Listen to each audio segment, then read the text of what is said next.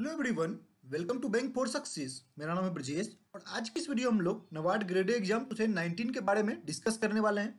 काफ़ी बेसिक से स्टार्ट करेंगे ताकि जो भी लोग बिगिनर्स हैं उन सभी को भी इसके बारे में कंप्लीट आइडिया लग सके।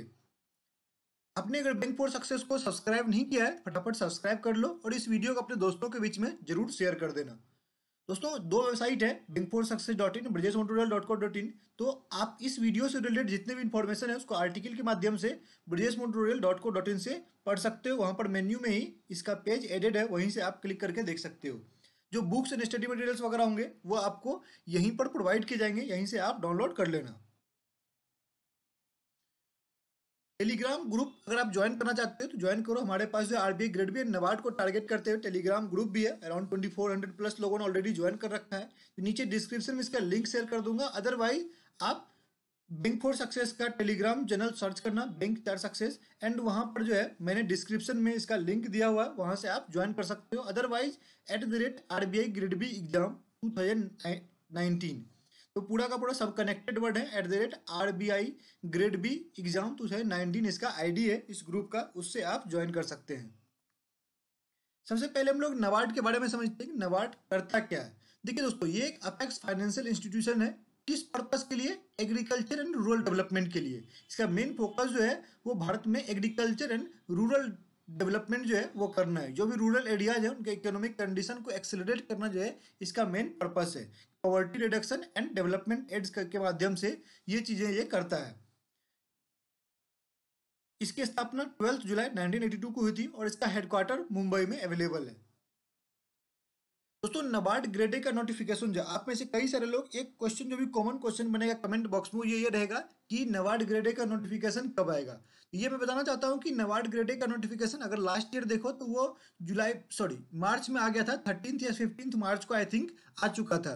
तो हम लोग एक्सपेक्ट कर सकते हैं कि इस साल भी आपको अप्रैल के पहले ही ये नोटिफिकेशन आ जाना चाहिए। अप्रैल तक तो कम से कम हम लोग एक्सपेक्ट कर सकते हैं, मैक्स टू मैक्स, कि आ ही जाएगा ये नोटिफिकेशन। तो काफी कम टाइम बचा है आपके नोटिफिकेशन को भी। यहाँ पर अगर आप नोटिफिकेशन में देखें तो एक और बात जो होती है, टोटल 9 to 10 पोस्ट जो है उसके लिए आपको यहाँ पर वैकेंसी जारी की जाती है। एक तो वैकेंसी आपको कितनी होती है, 92 से लेकर 96 के अराउंड वैकेंसी आती है। थोड़ा बहुत ऊपर नीचे होता है, ये चेंजेस हो सकते हैं। Around half of the vacancy जो है वो इसमें पोस्ट जनरल पोस्ट के लिए आता है। जनरल पोस्ट जो है जनरल कैटेगरी में समझिए, कास्ट वाइज नहीं है। इसी जितने भी पोस्ट जारी किए जाते हैं ना, अलग अलग पोस्ट होते हैं, उसमें एक जनरल पोस्ट करके नाम होता है जिसमें कोई भी ग्रेजुएट जो नॉर्मल ग्रेजुएट जो है वो अप्लाई कर सकता है। उसी को हम लोग जनरल पोस्ट कहते हैं। तो उसके लिए हाफ ऑफ द वैकेंसी होती है। बाद बाकी आपको अलग अलग पोस्ट के लिए, जैसे एनिमल हस्बेंड्री हो गया, economics, environmental engineering, food processing, food technology, forestry, land development या एग्रीकल्चर, या आपको माइनर इरीगेशन, वाटर रिसोर्सेज या सोशल वर्क, टोटल 10 पोस्ट जो है, 9 to 10 पोस्ट होते हैं। इन सभी के लिए आपको ये वैकेंसी जारी की जाती है और इन्हीं पोस्ट को आपको सारे जो 92 है टोटल, इनमें डिवाइडेड होते हैं। अलग अलग पोस्ट के लिए आपको कुछ कुछ वैकेंसी जारी की जाती है। क्लियर है? ये सारे पोस्ट ध्यान रखिएगा, अलग अलग पोस्ट होते हैं। अब देखिए यहाँ पर एक और जो आप लोग क्वेश्चन पूछोगे ये होगा कि सर क्या हम लोग 2 से 3 पोस्ट के लिए अप्लाई कर सकते हैं? क्या नहीं कर सकते हैं? यहाँ पर ये चीज स्पेसिफिकली मेंशन होता है कि a candidate can only apply for am in grade A under only one option from among the option given at serial number 1 to 10। ये जो आपको सीरियल नंबर 1 to 10 दिया है, ये पोस्ट की जो है वहां पर सीरियल नंबर दिया होता है। जब नोटिफिकेशन आप देखोगे तो वहां पर ये सीरियल नंबर के माध्यम से दिया होता है और उन्होंने बोल रखा है कि only one option from among the 10, कि आप 10 पोस्ट में से किसी एक पोस्ट के लिए अप्लाई कर सकते हो। It is clarified that candidate applying for AM assistant manager RDBS general, आप जो जनरल पोस्ट के लिए कर रहे हो तो can not apply for another discipline which element husbandry, chartered accountant, economics, etc and vice versa. कि अगर आप मान लो जनरल पोस्ट के लिए अप्लाई कर रहे हो तो आप जो है किसी अनदर डिसिप्लिन के लिए अप्लाई नहीं कर सकते हो। साथ ही साथ अगर किसी आप अनदर डिसिप्लिन के लिए अप्लाई कर रहे हो तो आप जनरल पोस्ट के लिए अप्लाई नहीं कर सकते हो। तो ये चीज आप ध्यान रखना। The candidate may apply for discipline of his her choice in case of multiple applications across or within disciplines from same candidate. Only the last application submitted by him or her will be considered valid and fee against all the application will be forfeited। कि आपका सारा पैसा बर्बाद हो जाएगा। जो last, मान लो आपने 3 एप्लीकेशन फिल कर दिए 3 पोस्ट के लिए, तो जो आपका लास्ट वाला आपने फिल किया, मान लो लास्ट वाला आपने पहले अपने जनरल पोस्ट के लिए किया, फिर आपने एनिमल हस्बेंड्री के लिए और फिर आपने इकोनॉमिक्स के लिए किया, तो आपका इकोनॉमिक्स कंसिडर किया जाएगा, बाद बाकी दोनों का आपको मान्यता नहीं रहेगी और उसके पैसे भी आपको रिटर्न नहीं किए जाएंगे। ओके।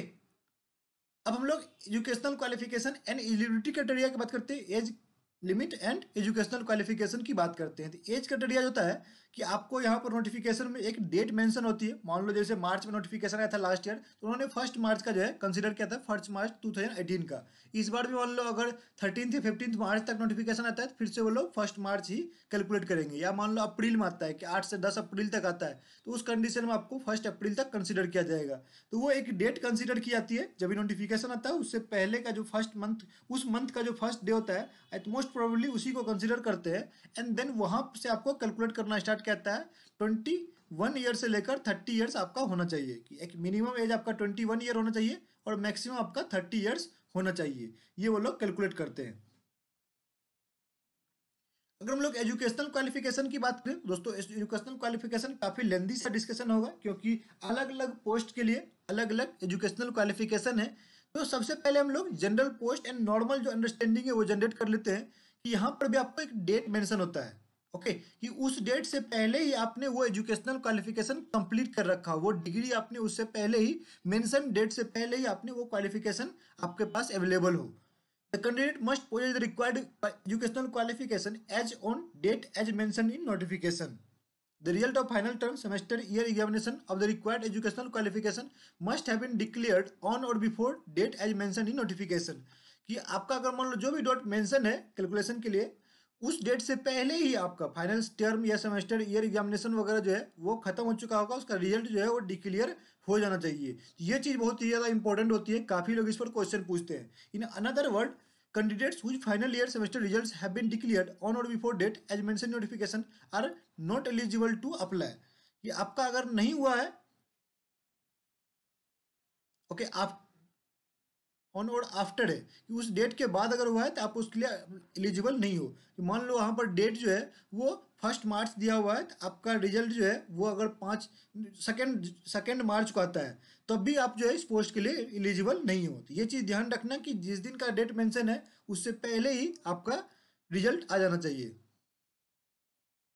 जनरल पोस्ट के लिए हम लोग बात करना स्टार्ट करते हैं। यहाँ पर क्या है, bachelor degree in any subject with a minimum 50% marks. And SC ST PWBD के लिए जो है 45% ये क्राइटेरिया है। तो आपके पास अगर 50% मार्क्स हैं ग्रेजुएशन में, तो उस कंडीशन में आप अप्लाई कर सकते हो इन एग्रीगेट और post graduate degree with a minimum 50% marks in aggregate from a recognise university. उस कंडीशन में भी 45% जो है वो SC ST के लिए अप्लीकेबल रहेगा। एक बात जो अच्छी है कि जैसे RBI ग्रेड बी में देखो तो उन्होंने 60 का क्राइटेरिया रख रखा है, लेकिन यहाँ पर ये लोग 50% ही चार्ज कर रहे हैं आपसे। साथ ही साथ आपके पास अगर PhD डिग्री है, या आपके पास chartered accountant, cost accountant, company secretary bachelor's degree है, तो भी आप एलिजिबल हो। या 2 years full time PG diploma in management, full time MBA degree from institution university recognised by government of India है, तो भी आप इस जनरल पोस्ट के लिए एलिजिबल हो। ओके, नॉर्मल ग्रेजुएट भी हैं 50% मार्क्स के साथ, तो आप जो है इस पोस्ट के लिए एलिजिबल हैं। अब देखिए, जो ये तो थी जनरल पोस्ट जिसके लिए सबसे ज्यादा वैकेंसी होती है। बाद बाकी मैंने आपको 9 जो है अलग अलग, 9 से 10 मैंने आपको अलग अलग पोस्ट बताए, कि जो ये सभी पोस्ट होते हैं जो कि एक तरह से कह सकते हो कि स्पेशलिस्ट ऑफिसर वाले पोस्ट होते हैं। जो स्पेशलिस्ट मतलब एक प्रोफेशनल डिग्री के साथ जो है आपके पास अगर वो प्रोफेशनल कोर्स कर रखी है उस सेक्टर के लिए, तो ही आप उस पोस्ट के लिए एलिजिबल हो। फॉर एग्जांपल एनिमल हस्बेंड्री, इसके लिए क्या जरूरी है कि आपके पास बैचलर्स डिग्री होना चाहिए वेटनरी साइंस या animal husbandry with 50% minimum 50% marks. SC applicant के लिए 45% रहेगा। तो आपने अगर ये देखो कि डिग्री जो है बैचलर डिग्री आपने वेटनरी साइंस या एनिमल हस्बेंड्री में कर रखा है, तभी आप जो है इस एनिमल हस्बेंड्री वाले पोस्ट के लिए एलिजिबल हो। ओके, या आप अगर चार्टर्ड अकाउंटेंट की बात करें तो इसमें क्या है, बैचलर डिग्री ऐसी discipline with a membership of institute of chartered accountant of India, जो ICAI के मेंबरशिप अगर आपके पास अवेलेबल है तो ही आप इस पोस्ट के लिए एलिजिबल कर सकते हो। और यहाँ और भी कंडीशन दिया हो, जैसे एक डेट भी मेंशन होती है कि उस डेट से पहले ही आपने वो लिया हुआ हो। ओके, जैसे लास्ट ईयर के वैकेंसी के अनुसार जो है ये डेट 1 मार्च 2018 रखा गया था। तो नई वैकेंसी में मान लो जब भी वैकेंसी आएगी तो यहाँ पर फिर से एक डेट मेंशन किया जाएगा। तो इस तरह से ये आप अलग अलग वैकेंसी के लिए जो है पूरा का पूरा क्राइटेरिया देख सकते हो कि क्या एजुकेशनल क्वालिफिकेशन क्या है, कि कितना रखा गया है। ओके, तो पूरा आपके पास डाटा अवेलेबल है। वीडियो को पॉज करके आप जो भी पोस्ट के लिए फिल करना चाहते हो तो वो पढ़ लो, आपको ऑटोमेटिकली समझ में आ जाएगा। और देखिए दोस्तों, ये मिनिमम क्राइटेरिया होती है, इतना आपको फुलफिल करोगे तो ही आप फॉर्म को फिल कर सकते हो। अदरवाइज आपकी जो सिलेक्शन होने के बावजूद भी आपको फाइनल सिलेक्शन नहीं दी जाएगी अगर आप ये क्राइटेरिया सेटिस्फाई नहीं करते हो तो। एक और जो क्वेश्चन होता है वो है परसेंटेज कन्वर्जन का। क्योंकि यहाँ पर आपसे 50% जो है उन्होंने मांगा है और 50% फिक्स है। इस कंडीशन में क्या होता है कि कई सारे यूनिवर्सिटीज कॉलेज जो है आपको, खास करके जो लोगों ने प्रोफेशनल डिग्री वगैरह कर रखा है, उनको सीजीपीए दी जाती है या ओजीपीए सीपीआई वगैरह दी जाती है। मतलब आपके परसेंटेज की वजह आपको ग्रेड पॉइंट दिया जाता है। ओके, तो उन लोगों को ये डाउट होता है कि सर कन्वर्जन कैसे होगा, मेरा कॉलेज जो कन्वर्जन करके दिया है या फॉलो करता है वो कन्वर्जन फॉलो किया जाएगा, या जो नबार्ड या आरबीआई के ग्रेड बी। सेम क्वेश्चन लोगों ने मेरे से आरबीआई ग्रेड बी के बारे में पूछा है। तो दोस्तों एक बार बताना चाहूंगा कि अगर आपका कॉलेज एक कन्वर्जन क्राइटेरिया फॉलो करता है और वो आपके डिग्री सर्टिफिकेट पर इस बात को मेंशन कर देता है, तो देन उस कंडीशन में वही वाला कन्वर्जन आपका फॉलो किया जाता है। फिर आपको आरबीआई या नबार्ड अपना कन्वर्जन लागू नहीं करती है। ओके, आपके सेम उसी कन्वर्जन पर आपके परसेंटेज कैलकुलेट किए जाएंगे। अगर मान लो आपका कन्वर्जन क्राइटेरिया मल्टीप्लाई बाय 10 है, तो आप जो है अगर 6.5 हो आपका 65% हुआ, आप 6.0 हो मतलब 60% हुआ, तो आप एलिजिबल होते हो। लेकिन कई सारे कॉलेजेज या यूनिवर्सिटीज होती है वो 9 का क्राइटेरिया मानती है। कई सारे लोग कॉलेजेज जो है वो 9.5 का क्राइटेरिया मानती है। फॉर एग्जांपल जैसे यहाँ पर देखो कि यहाँ पर जो आरबीआई या नबार्ड जो क्राइटेरिया मानती है वो क्या मानती है, 6.75 को ही ये 60% मानती है। मतलब 9 का आई थिंक मल्टीपल है कि 9 से जो है ये कंसिडर कर 9 पॉइंट कंसिडर कर रही है, मल्टीप्लीकेशन के मल्टीपल फैक्टर 9 कंसिडर कर रही है। तो उस कंडीशन में अगर आपका कॉलेज यूनिवर्सिटी नहीं देता है तो आपको अच्छा खासा लॉस लग सकता है कि आपके परसेंटेज जो है वो काफ़ी कम बन जाएंगे आपके ग्रेडिंग पॉइंट्स पर। ओके, तो इस बात को हमेशा ध्यान रखिएगा। अगर आपका कॉलेज दे रहा है तो वेल एंड गुड, अगर नहीं दे रहा है तो फिर आपको ये वाला क्राइटेरिया फॉलो करना पड़ेगा और इसके माध्यम से जो है आपको एलिजिबल होना पड़ेगा कि जैसे 5.75 अगर आपके पास है तो ही आपका 50% कंसिडर किया जाएगा। अगर हम लोग सैलरी की बात करें तो दोस्तों सैलरी वगैरह थोड़ा सा चेंज होते रहता है, लेकिन एक अगर बेसिक सैलरी देखो थोड़ा बहुत आइडिया देने के लिए तो आपको ये बताना चाहूंगा कि यहाँ पर जो बेसिक सैलरी है, बेसिक पे जो है वो 28,150 रुपये, मतलब डबल कर दीजिए उतना तो आपको मिल ही जाएगा। ओके, बाद बाकी आपको ढेर सारे अलाउंस वगैरह दिए जाते हैं। They will also be eligible for dearness allowance, लिया local compensatory allowance, house rent allowance and grade allowance as per rules in force from time to time. कि जो भी आपका ये सब अलाउंस वगैरह होती है वो सभी आपको दी जाएगी। तो मंथली आप 55 से लेकर 60 के लगभग अराउंड एक्सपेक्ट कर सकते हो। ओके, इन दोनों के बीच में जो है डिपेंडिंग ऑन योर लोकेशन की कहाँ पर आपकी पोस्टिंग हुई है उसके हिसाब से आप एक्सपेक्ट कर सकते हैं इन हैंड सैलरी। हम लोग प्रीलिम एग्जाम के पैटर्न, अब यहाँ तक हमारी क्या बात थी कि हम लोगों ने बेसिक चीजें डिस्कस की, क्या एजुकेशनल क्वालिफिकेशन है, सैलरी क्या है, आखिर मान लो किस तरह की चीज जॉब है, ये चीजों के बारे में हम लोगों ने डिस्कस किया। अब यहाँ से हम लोग प्रिपरेशन के बारे में बात करते हैं कि आखिर आप जो है अगर इस एग्जाम के लिए एलिजिबल हो तो आपको कैसे प्रिपेयर करना पड़ेगा, सिलेबस क्या है, पैटर्न क्या है, इसके बारे में बात करते हैं। तो दोस्तों यहाँ पर अगर आप देखो तो थोड़ा सा डिफरेंस है यहाँ पर नॉर्मल एग्जाम से, इवन आरबीआई ग्रेड बी से भी थोड़ा सा डिफरेंट होता है। क्योंकि ये क्या है ना कि आपको प्रीलिम एग्जाम में ईएसआई एंड एआरडी पूछना स्टार्ट कर देते हैं। जैसे आरबीआई ग्रेड बी भी अगर देखो तो वहाँ पर प्रीलिम एग्जाम होता है नॉर्मल मैथ रीजनिंग क्वांट वाला रहता है, सॉरी क्वांट रीजनिंग इंग्लिश वाला कंडीशन रहता है, जीए तक रहता है। लेकिन यहाँ पर क्या है कि मेजोरिटी ऑफ क्वेश्चन, ओके, कि मेजोरिटी ऑफ क्वेश्चन जो है वो आपके ईएसआई एंड एआरडी से होते हैं। तो अगर आप इन दोनों सेक्शन को इग्नोर करते हो, मेंस एग्जाम के प्रिपरेशन के लिए छोड़ते हो, तो आपका सिलेक्शन होने से रहा। क्योंकि 80 क्वेश्चन आउट ऑफ 200 80 क्वेश्चन जो है वो आपका एआरडी एंड ईएसआई से ही पूछा जाता है। ओके, चलिए वन बाय वन करके गो थ्रू करते हैं एक एक करके। तो सबसे पहले आपको यहाँ पर क्वांटिटी एप्टीट्यूड है वो 20 मार्क्स का रहेगा, 20 क्वेश्चन रहेंगे। फिर आपका जो है सेकंड रीजनिंग एबिलिटी है वो भी 20 मार्क्स का रहेगा, 20 क्वेश्चन। इंग्लिश लैंग्वेज आपके हैं 40 question, 40 marks. And computer knowledge के आपके 20 मार्क्स रहेंगे। यहाँ पर जनरल अवेयरनेस के भी 20 मार्क्स रहेंगे। आप देख सकते हैं कि quant, reasoning, English, computer, general awareness, okay, ये सभी से आपके कितने मार्क्स बन जाते हैं, यहाँ से बनते हैं आपके 120 मार्क्स आपके टोटल बनते हैं। ओके, नेक्स्ट जो आपका 80 मार्क्स होता है वो 80 मार्क्स आपका कहाँ से आता है, वो 80 मार्क्स आता है आपका एआरडी एंड ईएसआई से, economic and social issue and agriculture and rural development. यहाँ से आपके 80 मार्क्स है, जो स्पेशलाइज्ड पेपर होते हैं वहां से आपका 80 मार्क्स बनते हैं। यहाँ पर एक बात जो दी जाती है वो ये दी गई है कि with focus on rural development, so rural India, कि आपके जो क्वेश्चंस होंगे वो रूरल इंडिया को फोकस किए जाएंगे। आगे हम लोग क्वेश्चन भी देखने वाले हैं, जो लास्ट ईयर क्वेश्चंस पूछे गए थे उसे कुछ क्वेश्चंस आपके लिए लेकर आया हूँ, वो क्वेश्चंस भी हम लोग देखेंगे तो वहां से आपको और भी आइडिया लगेगा कि किस तरह के क्वेश्चंस वगैरह भी ARD and economics and social issues वगैरह से पूछे गए थे, कंप्यूटर नॉलेज से किस तरह के क्वेश्चन पूछे गए थे, ये आपको और भी डिटेल में आइडिया लगेगा। तो टोटल कितने हो गए, 200 मार्क्स का आपका ये पेपर होता है। और इसके लिए आपको कंपोजिट टाइम लास्ट ईयर तक दी गई थी। इस साल के लिए दोस्तों हम लोग श्योर नहीं है, नोटिफिकेशन आने के बाद ही पता चलेगा कि क्या वो लोग सेक्शनल इंट्रोड्यूस करते हैं या नहीं करते हैं। मेजोरिटी ऑफ चांस बनता है नहीं करेंगे, बट कुछ कह नहीं सकते हैं। क्लियर है? तो जैसा कि मैंने आपको बोल दिया कि अगर आप इन दोनों सेक्शन को फोकस नहीं करते हो, इस पर अगर आप पहले से ही ध्यान नहीं देते हो, तो उस कंडीशन में सिलेक्शन जो आपका वो डिफिकल्ट हो जाएगा, क्योंकि वैकेंसी काफ़ी कम है, काफ़ी से भी काफ़ी कम है। और एक बात और जो यहाँ पर ध्यान दीजिएगा, जो मेरिट लिस्ट या सिलेक्शन की जाती है, ओके, जो मेरिट लिस्ट बनती है या जो मान लो प्रीलिम एग्जाम के लिए कट ऑफ वगैरह भी आता है, तो एक क्वेश्चन जो आप लोग ये भी पूछोगे कि सर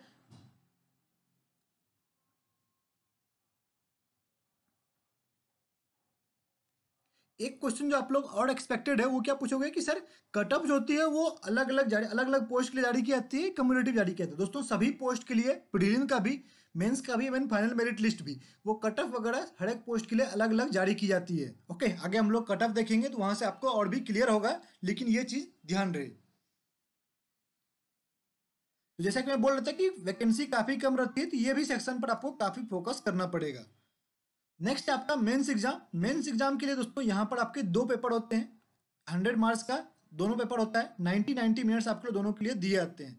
तो जो फर्स्ट से पेपर है वो आपका डिस्क्रिप्टिव इंग्लिश होता है, ऑनलाइन थ्रू कीबोर्ड। यहाँ पर लिखा हुआ है कि आपको ये पेपर जो है, यहाँ रिटन कुछ भी नहीं होगा, डिस्क्रिप्टिव है, और आपको ऑनलाइन टाइपिंग के माध्यम से ही क्वेश्चन को आंसर करने पड़ेंगे। यहाँ पर पूछे क्या आते हैं, ऐसे आपको 40 मार्क्स का पूछा जाता है, प्रिसाइज राइटिंग आपको 20 मार्क्स का पूछा जाता है, क्वेश्चंस ऑन कॉम्प्रिहेंशन 20 मार्क्स का पूछा जाता है, एंड देन रिपोर्ट या लेटर राइटिंग आपके 20 मार्क्स के पूछे जाते हैं। तो टोटल आपके जो है वो 100 मार्क्स के 4 डिफरेंट टाइप ऑफ क्वेश्चन जो है वो पूछे जाते हैं। नेक्स्ट है पेपर 2 या फेज 2 कह सकते हैं। फॉर जनरल पोस्ट यहाँ पर दो तरह की चीज़ें होती है कि अगर आप जनरल पोस्ट के लिए अप्लाई कर रहे हो या अदर देन दैट आप अप्लाई कर रहे हो। तो अगर आप जनरल पोस्ट के लिए अप्लाई कर रहे हो तो उस कंडीशन में आपको जो होगा वो एग्रीकल्चर एंड रूरल डेवलपमेंट का पेपर होगा पूरा का पूरा, economic and social issue with focus on rural India जो आपसे पूछे जाएंगे। अगर आप जनरल पोस्ट की बजाय दूसरे पोस्ट के लिए आप अप्लाई कर रहे हो, मान लो अकाउंट आपने जो है इकोनॉमिक्स वाले पोस्ट के लिए, चार्टर्ड अकाउंटेंट के लिए, एनिमल हस्बेंड्री वगैरह के लिए अप्लाई कर रहे हो, तो उस कंडीशन में जो होगा वो आपका पेपर रिलेटेड डिसिप्लिन पर पूछा जाएगा, कि एक तरह से कह सकते हैं कि प्रोफेशनल नॉलेज वाला पेपर आपका कंडक्ट किया जाएगा। क्लियर है आप सभी को?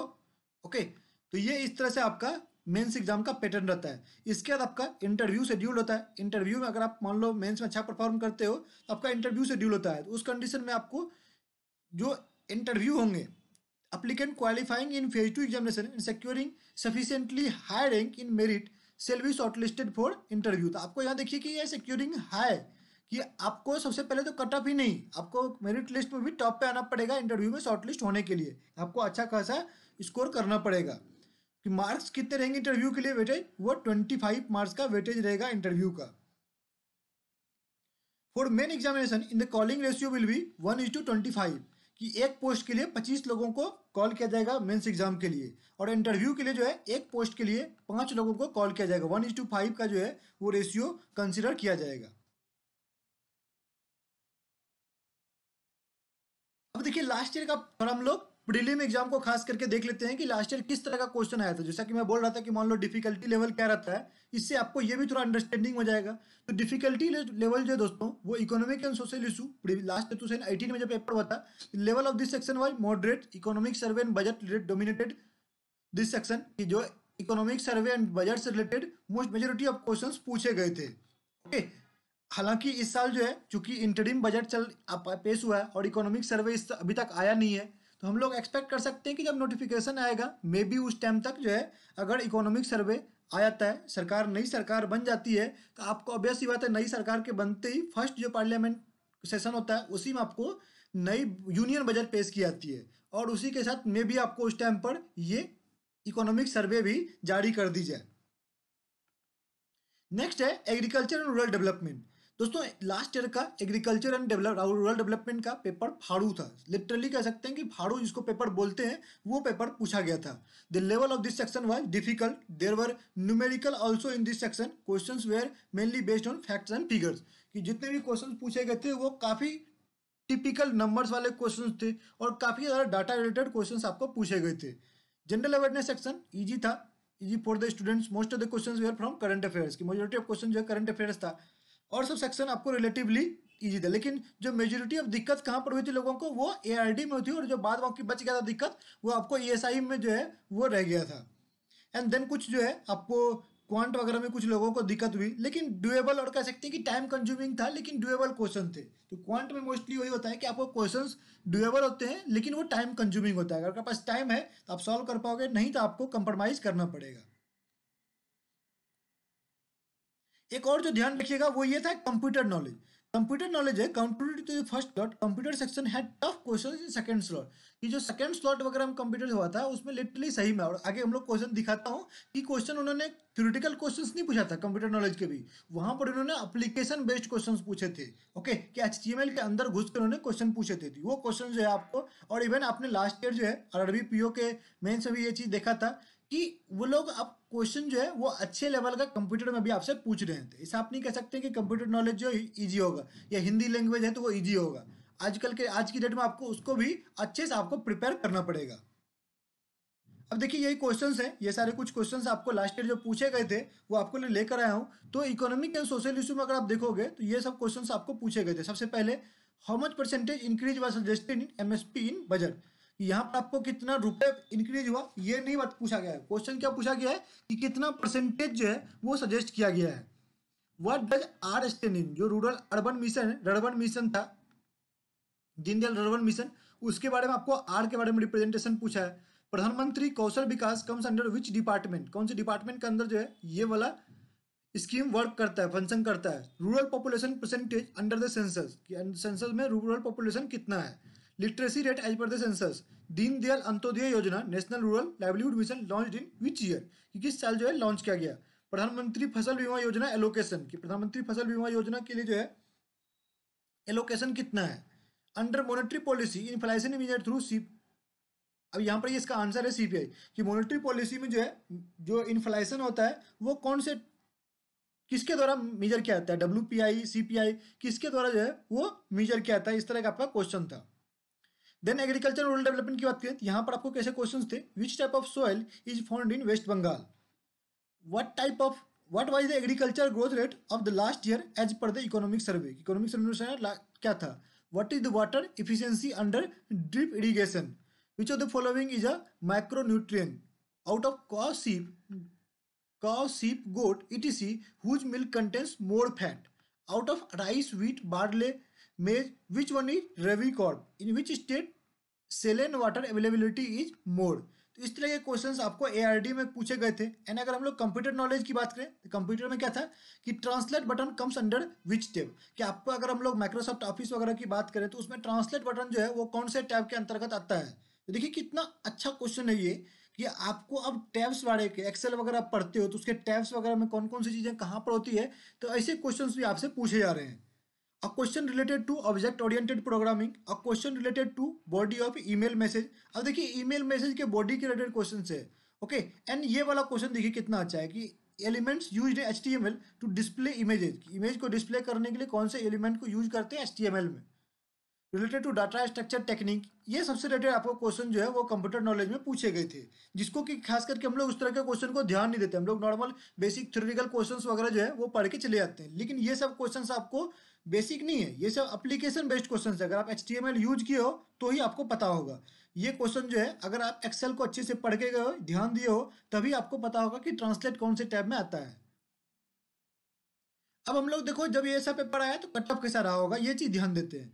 तो प्रीलिम एग्जाम का कट ऑफ इस तरह से रहा था कि जनरल कैटेगरी के लिए आपको जो है एससी में सॉरी जनरल पोस्ट के लिए आपको एससी कैटेगरी के लिए 99.75, एसटी के लिए 94.75, ओबीसी के लिए 105.25 एंड जनरल कैटेगरी के लिए 116.50 जो है आपका कट ऑफ था जनरल पोस्ट के लिए। देख सकते हैं कि कट ऑफ भी हाई रहा था क्योंकि वैकेंसी कम है। वैकेंसी कम हो गई तो ऑटोमेटिक सी बात है कट ऑफ हाई जाएगा ही। सिमिलरली अदर पोस्ट के लिए आप कट ऑफ देख सकते हो, animal husbandry, chartered accountant, economics, environmental engineering, food processing and technology, forestry, land development and agriculture, minor irrigation and social work. इन सभी पोस्ट के लिए आप, टोटल 10 पोस्ट हैं, इन सभी पोस्ट के लिए आप अलग अलग कट ऑफ देख सकते हैं कि किस तरह से कट ऑफ आता है। साथ ही साथ आप नीचे जो है वो आप ये भी देख सकते हैं कि सेक्शनल कट ऑफ किस तरह से आता है। क्योंकि यहाँ पर सेक्शनल और ओवरऑल आपके पास दोनों अवेलेबल है, तो नीचे से आप सेक्शनल कट ऑफ भी देख सकते हैं कि अलग अलग सब्जेक्ट में सेक्शनल कट ऑफ कितना रखा गया था। फिर बात करते हैं मेंस एग्जाम के कट ऑफ की। मेंस एग्जाम का कट ऑफ जो है दोस्तों इस तरह से आपका रहा था कि यहाँ पर जैसे हम लोग सभी पोस्ट के लिए मैं लेकर आया हूँ, तो जैसे जनरल कैटेगरी के लिए बात करें, और ये कट ऑफ जो है ऑफिशियली है, ऐसा नहीं है कि मान लो मैंने कहीं से कॉपी किया है, कहीं वेबसाइट वगैरह से अवेलेबल है। अब नबार्ड ये करती है कि ऑफिशियल कट ऑफ का आपको पीडीएफ जो है वो शेयर कर देती है, वो पीडीएफ आप ऑनलाइन डाउनलोड कर सकते हैं। अदरवाइज जो मैंने ये वेबसाइट वाला बताया ना कि यहाँ पर आर्टिकल मैंने शेयर कर रखा है, वो आर्टिकल में भी मैंने पीडीएफ नीचे ऐड कर दिया है, वो पीडीएफ से आप ऑफिशियल कट ऑफ 2018 का चेक कर सकते हो। तो इस तरह से आपका अलग अलग कैटेगरी के लिए रखा गया था। तो 124 मार्क्स जो है वो आपके जनरल कैटेगरी के लिए, जनरल पोस्ट के लिए कट ऑफ लास्ट ईयर रखा गया था, राइट। चार्टर्ड अकाउंटेंट के लिए 142 था, आपको एनिमल हस्बेंड्री के लिए 134 था, 145 मार्क्स था फॉरेस्ट्री के लिए। तो अलग अलग पोस्ट के लिए अलग अलग वैकेंसी, और जो यहाँ पर ये ब्लैंक दी गई है मतलब वहाँ पर वो पोस्ट उस कैटेगरी के लिए अवेलेबल नहीं थी, इसलिए वो वाला ब्लैंक छोड़ा गया है। इसी तरह से आपका अगर मान लो हम लोग descriptive table showing discipline and category wise cut off applied on descriptive and objective test, कि किस तरह से जो है डिसिप्लिन वाइज क्या कट ऑफ था आपका सेक्शनल, वो चीज़ भी आप देख सकते हैं कि क्या चाहिए आपको, कैसे कैसे कट ऑफ रखे गए थे। अब देखिए हम लोग नबार्ड ग्रेड के सिलेबस के बारे में बात करते हैं। सबसे पहले प्रीलिम एग्जाम के बारे में बात करेंगे दोस्तों। मेंस का जो है ईएसआई एंड एआरडी, जो इकोनॉमिक एंड सोशल इशू है या एग्रीकल्चर रूरल डेवलपमेंट है, इकोनॉमिक एंड सोशल इशू का सब कुछ सेम है, आपको आरबीआई ग्रेड भी जैसा ही।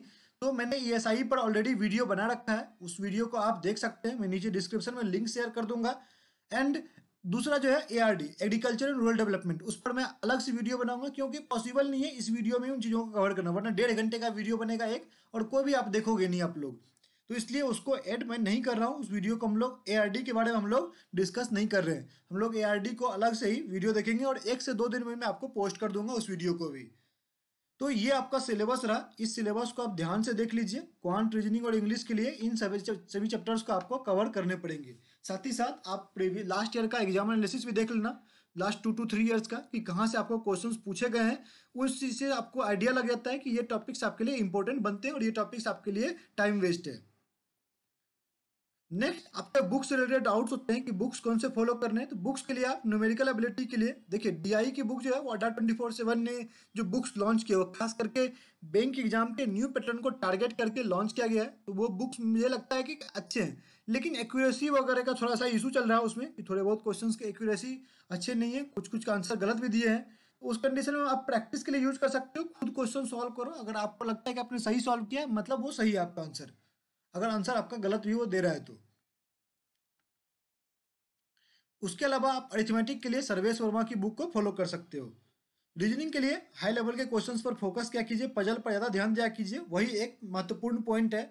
साथ ही साथ आप जो है, जैसे मैंने यहाँ पर क्या बोला कि एस सीरीज के बुक जो है अच्छे होते हैं, या आपको दिशा पब्लिकेशन के बुक भी काफ़ी अच्छे होते हैं, प्रीवियस ईयर के पेपर्स वगैरह उसमें भी एक्यूरेसी काफ़ी अच्छी होती है। बीएससी पब्लिकेशन के बुक अच्छे होते हैं, तो वो सब आप फॉलो कर सकते हो अपने प्रिपरेशन के लिए। देन आता है इंग्लिश लैंग्वेज, यहाँ पर ग्रामर प्लस अड्डा का एस बुक आप फॉलो कर सकते हो, और ढेर सारी बुक्स वगैरह जो आपको ऑलरेडी टेलीग्राम चैनल वगैरह में प्रोवाइड किया चुके हैं, वहाँ से आप डाउनलोड कर सकते हैं। फिर कंप्यूटर अवेयरनेस के लिए भी दिशा एंड ऑनलाइन पीडीएफ, तो जो बैंक फॉर सक्सेस का वेबसाइट है वहाँ पर अगर आप जाते हो तो बैंक फॉर सक्सेस के वेबसाइट पर आपको स्टडी मटेरियल्स करके एक सेक्शन है, टैब है, जो ऊपर मेन्यू होता है ना, वहाँ स्टडी मटेरियल्स करके एक टैब है, उसके अंदर हर एक सब्जेक्ट का अलग अलग पेज बना हुआ है, और उस पेज पर जो है जितने भी इंपॉर्टेंट बुक्स होते हैं वो सभी वहाँ पर शेयर किए जा चुके हैं। तो वो वाला जो है आप चेक कर लोगे ना, वहाँ पर जितने भी इंपॉर्टेंट बुक्स आपको रिक्वायर्ड हैं वो सभी वहाँ पर ऑलरेडी शेयर कर चुके हैं। ऐसा नहीं है कि आपको कहीं भी गूगल पर सर्च करके फिर से खोजने की जरूरत है, आप बैंक फॉर सक्सेस के वेबसाइट पर जाओ, सब्जेक्ट वाइज मिल जाएगा। और कल से परसों तक जो है मैं आपको यहाँ पर एग्जाम वाइज भी सारे बुक्स वहाँ पर कैटेगराइज कर दूंगा, ताकि लोग जितने भी एग्जाम के फोकस्ड हैं वो एग्जाम फोकस्ड बुक भी वहाँ पर आपको ऑटोमेटिकली मिल जाएंगे। और दोस्तों ये वीडियो इतना ही था। जैसा कि मैंने आपको बोला कि एआरडी हम लोग डिस्कस नहीं कर रहे हैं, ईएसआई डिस्कस नहीं कर रहे हैं, हम लोग फर्स्ट फेज 1 को देखा, ध्यान दिया सिलेबस पर, क्योंकि ईएसआई का ऑलरेडी अवेलेबल है वीडियो, उसको आप देख लीजिए। उसमें इवन मैंने चैप्टर भी डिस्कस कर रखा है कि कौन से बुक से आपको कौन से चैप्टर्स पढ़ने, ये भी मैंने बता रखा है। और सेम चीज़ें मैं आपको एआरडी के लिए भी ट्राई कर रहा हूँ कि एआरडी में भी कौन से बुक से कौन से चैप्टर इंपॉर्टेंट है वो भी आपके लिए लेकर आऊँ। ओके, तो आई होप आपको वीडियो पसंद आया होगा। पसंद आया है तो शेयर कीजिए, और शेयर कीजिएगा साथ ही साथ सब्सक्राइब भी कर लीजिएगा। और इसको लाइक एंड कमेंट कीजिए। अपने डाउट्स आप कमेंट बॉक्स में फटाफट पूछना स्टार्ट कर दीजिए, और टेलीग्राम ग्रुप जरूर ज्वाइन कर लेना। चलिए मिलते हैं नेक्स्ट वीडियो में, तब तक के लिए धन्यवाद। देखते रहिए बैंक फॉर सक्सेस।